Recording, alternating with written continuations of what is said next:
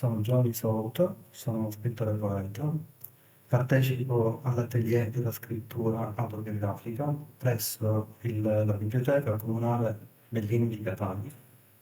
Ho deciso di partecipare a questo corso di scrittura autobiografica per dare un ulteriore contributo a quella che è la mia formazione umanistica sotto un profilo prettamente strutturale di formazione, ma anche di comunicazione, perché credo che la comunicazione interpersonale abbia uno sviluppo nella vita di ogni individuo, soprattutto di ciascun artista. Quindi ho voluto e voglio migliorare sempre secondo quelle che sono le tematiche della scrittura autobiografica, perché credo che non solamente la poesia, ma la scrittura in generale tocca delle tematiche personali, individuali, e con il gruppo di scrittura autobiografica, con i miei colleghi di viaggio, stiamo affrontando tutta una serie di dinamiche sulla comunicazione e soprattutto sulla scrittura.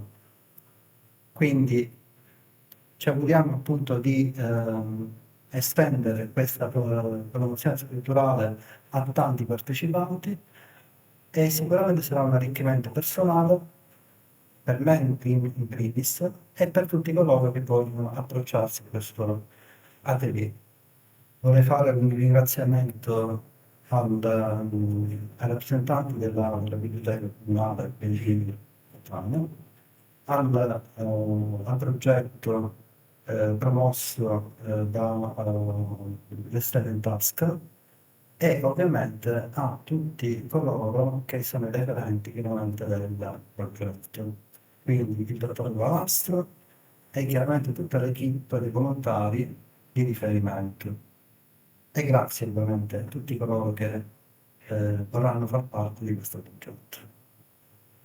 Un invito a partecipare. Grazie.